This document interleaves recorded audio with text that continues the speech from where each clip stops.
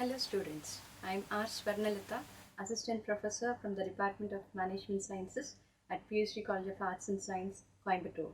I welcome you to the session on strategy formulation.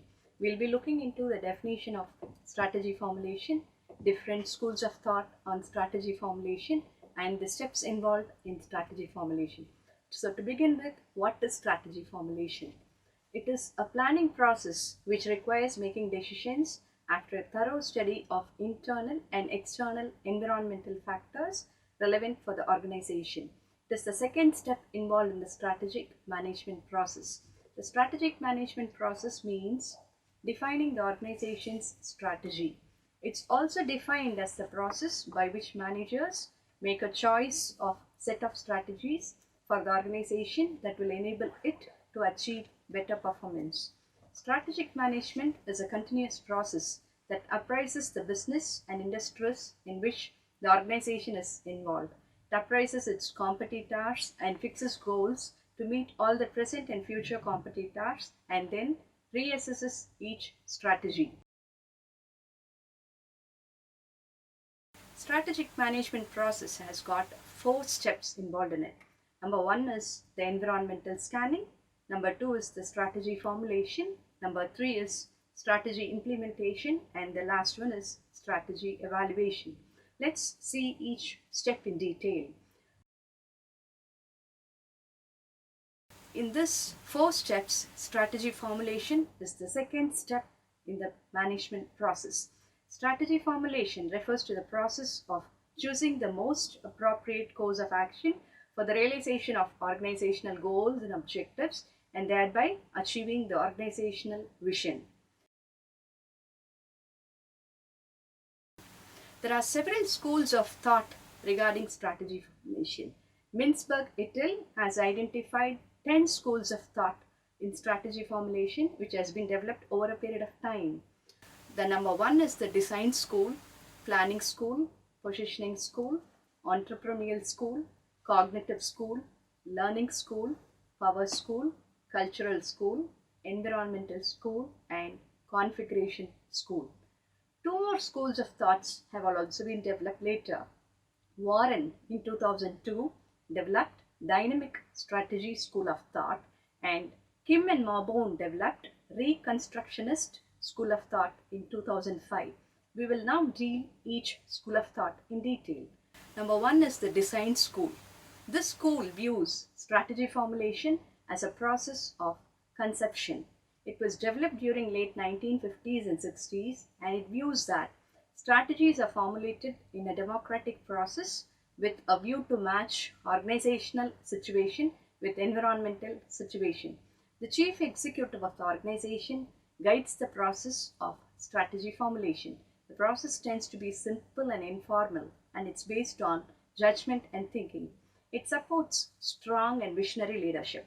The major contributors in this school are Selznick and Anders. This school of thought is applicable to those organizations which operate in simple and stable environment. This does not apply to those organizations operating in dynamic and flexible environment. So next is the planning school of thought. This planning school of thought views strategy formation as a formal process that includes rigorous set of steps from the analysis of the situation to formulating a strategy and implementing it. It was developed in 1960s, which views strategy as a plan divided into sub-strategies and programs. The lead role in strategy formation is played by the planners. The main contribution in this planning school is from Ansoff in 1965. The school gives clear direction for the action and enables resource allocations as the planners can pre-screen the facts. This thought too does not work in the dynamic environment. The next school of thought is positioning school. This school views strategy formation as an analytical process and places a business within the context of its industry and looks at how the organization can improve its strategic propositioning within that industry. It was developed during 1970s and 80s, and the positioning school puts emphasis on analyzing the nature of the industry concerned, and the strategy is based on that analysis. The major contributors in the school are Schendel and Hatton along with Porter. This provides strategy formulation in a systematic way and focuses on economic facts. The school ignores certain key variables like power, politics, and culture of the organization that shapes the strategy. After the planning school, the next school of thought on strategy formulation is entrepreneurial school. This views strategy formation as a visionary process which takes place within the mind of the leader or founder of the organization. Such a leader has some kind of charismatic qualities, and the strategy is the outcome of those qualities. It was developed during 1950s, and the major contributors to this school are Schumpeter and Cole. The school places emphasis on the most innate process, namely intuition, wisdom, judgment, insight, and experience. We'll now look into the view of cognitive school. The school views strategy formation as a mental process involving the analysis of how people perceive patterns and process in the strategy formation. It was developed during 1940s and 50s and concentrates on analysis of what is happening in the mindset of strategist and how he processes the information. The major contributors in this school are Simon and Marsh. The contribution in this school is that strategies emerge as concepts, maps, schemes, and frames of reality. Thus, it points to the creative side of strategy formation process. The sixth school of thought is the learning school. This school of thought views strategy formation as an emergent process in which management pays close attention over what works and what does not work. This was developed during 1950s, and the contributors to this school are Lindblom, Syed, Marsh, Wake, Quinn, Sinch, Prahalad, and Hamel. In this school, strategies emerge in small steps as an organization adapts or learns.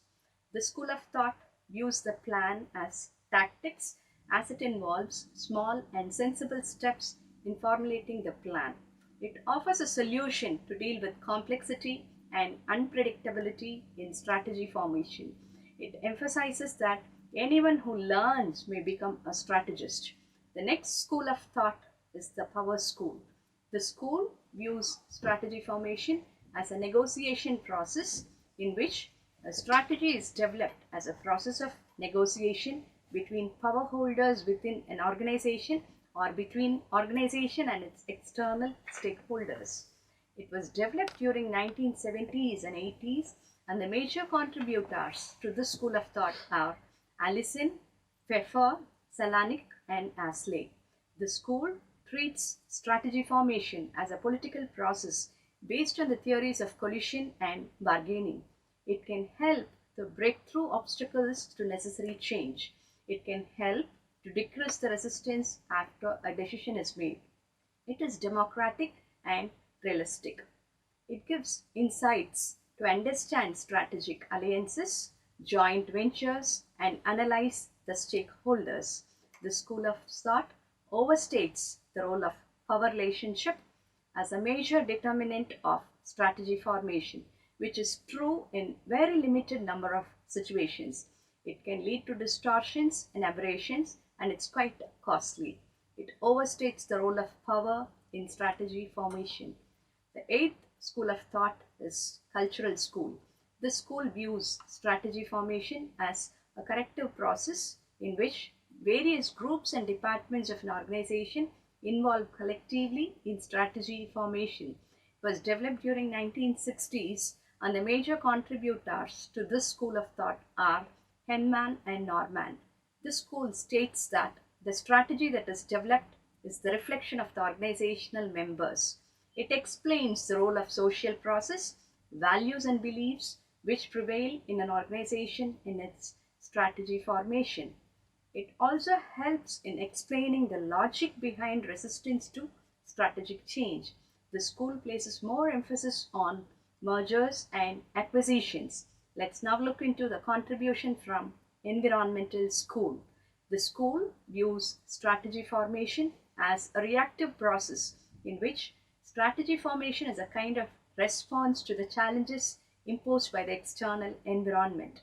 was developed during 1960s and 70s, and the major contributors to the school are Hannon, Freeman, and Pug et al. The school views environment as a major factor in strategy formation process, whereas other schools have treated this as one of the factors in strategy formation. This school of thought appears to be reactive in the sense that it puts emphasis on environmental response, implying that an organization's strategy depends on the kind of existing environment. The 10th school of thought is the configuration school. The school views strategy formation as a transformation process in which strategy formation aims at transforming from one state to another.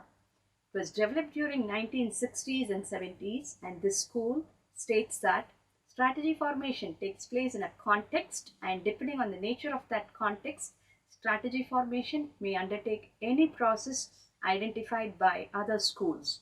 Strategy formation tends to be integrative, episodic, and sequential, incorporating various elements. The school of thought gives due importance to some stable factors of organization which relates to all time periods. Let's now look into Warren's dynamic strategy school. The school opines that the ultimate concern of strategic management is to quantitatively improve the performance through time. The dynamic model of strategic process is a way of understanding how strategic actions occur. It recognizes that strategic planning is dynamic and involves a complex pattern of actions and reactions. The school of thought developed by Warren suggests that the target of strategy dynamics is to answer some challenging situations in the business scenario. According to Warren, there are three principles in strategic dynamics. Performance depends on resources. Resources are utilized and gets depleted. Flow rate depends on existing resources. When combined, these principles create an integrated strategy suitable for the organization in dynamic environment. The final school of thought on strategy formulation is by Kim and Marbone, which is a reconstructionist school of strategy formulation. The school views strategy formulation based on the world view in which market boundaries and industries can be restructured by the actions and belief of industry players. Kim and Marbone, contributors of the school, have termed various strategies that are based on competition in an industry as red ocean strategies. They feel that these strategies are based on the assumption that industry structural conditions are given and firms are forced to compete with them. The contributors of this thought have identified blue ocean strategies as the developing and innovative markets that have less or nil competition, known as blue oceans. This strategy stipulates that operating in blue oceans where there is no competition leads to cost efficiency and value addition for both the company and the customers. Therefore, this thought is quite innovative and makes the strategists to think about how to maximize the customer value through differentiation and cost efficiency. The contributors of this school of thought opine that this blue ocean strategy can be applied by all organizations which support innovative culture and takes great risk in the business. For example, Ratan Tata's introduction of his dream car, namely nano vehicle, the only one in the market at economic price for which there is less competition. We have now looked into the different schools of thought given by management thinkers. Hope you would have understood the contribution behind each school of thought and how they have got developed over the following years with a changing business environment. Now, let's proceed with strategy formulation process. As I've told you earlier, strategy formulation is concerned with evolving a corporate's mission, objectives, strategies, and policies. It starts with situation analysis, which involves assessing the strategic fit between external opportunities and internal strengths and external threats and internal weakness. It is concerned with the following task: development of organization, vision and mission, environment scanning, formulation of strategic alternatives, development of strategic choice, and strategy evaluation and selection of strategy. Now let's look into each step in detail. The first step is the development of organizational vision and mission. The starting point in strategy formulation is establishing the strategic intent.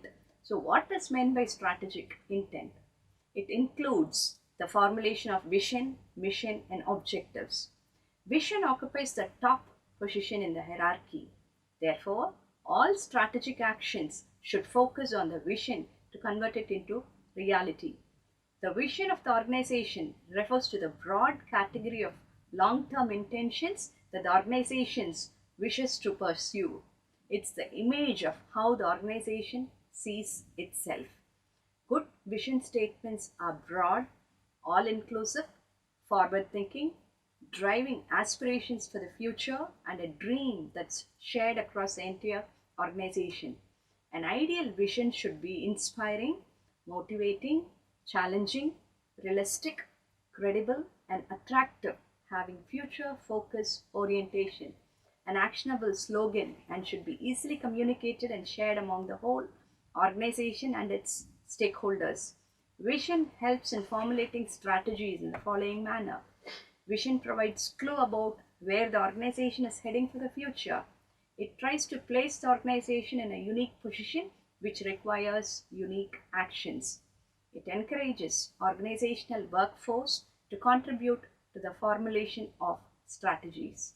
So after knowing what is a vision, now let's see what is a mission. The mission statement makes the vision statement more tangible and comprehensible. It is at the second level of hierarchy of strategic intent and broadly defines why an organization exists.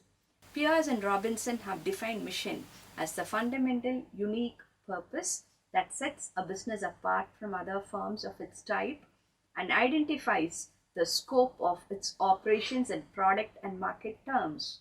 Mission supports the strategy formulation in the following ways. It helps in deciding the direction in which the organization proceeds. It helps the organization to clarify its aspirations and those of various stakeholders. It serves as a reference point in dealing with various stakeholders within and outside the organization. It helps in integrating the organization with its relevant environment by taking suitable actions. It helps in integrating the various subsystems of the organization and operations in light of organizational mission. It conveys a clear message about the organization to the outsiders who come in contact with it. They also help to develop positive attitude towards organization if they are well aware about its mission. Any mission statement should have the following criteria. It should be clear both in terms of intentions and words used. It should be feasible to achieve the desired results. It should be precise and it should be distinctive to reveal the contributions to the society. The third component after vision, mission is the objectives. The key component of any strategic statement is to set the long-term objectives of the organization.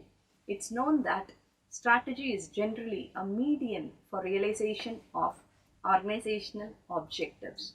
Objectives stress the state of being where. Strategy stresses upon the process of reaching there. While fixing the organizational objectives, it is essential that the factors which influence the selection of objectives must be analyzed. Once the objectives and the factors influencing strategic decisions have been determined, it's easy to take the strategic decisions. This leads to defining the company profile, which states the vision, mission, objectives, goals, capabilities, resource availability, management policies, product details, technology adopted, and so on to decide the strategy. Now, coming to the second step in strategy formulation is the environment scanning, which is nothing but internal appraisal and external appraisal. Environment scanning refers to analyzing the internal and external environmental factors to identify the strengths, weakness, opportunities, and threats. It involves the evaluation of the general economic and industrial environment in which the organization operates. This includes a review of the organization's competitive position. It is essential to conduct a qualitative and quantitative review of an organization's existing product line. The purpose of such review is to make sure that the factors important for competitive success in the market can be discovered so that the management can identify their own strengths and weakness as well as their competitors' strength and weakness. There are two components in environmental appraisal, namely microenvironment or internal environmental appraisal and macroenvironmental appraisal. Coming to the internal environment, the analysis of internal environment of an organization like its company business policy, nature of customers, workforce, competitors, suppliers, investors, marketing intermediaries, government departments, etc., serves to pinpoint the strengths and weakness of the organization. It will help to identify the unique skills and resources that give an opportunity for the organization to improve its competences and performance. It results in competitive advantage, leading to superior efficiency, superior quality, superior innovation, and superior customer responsiveness.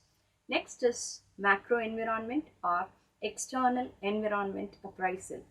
The analysis of external factors, namely political, economic, sociocultural, technological, legal, and natural factors will help to primarily identify the strategic opportunities and threats in the organization's operating environment.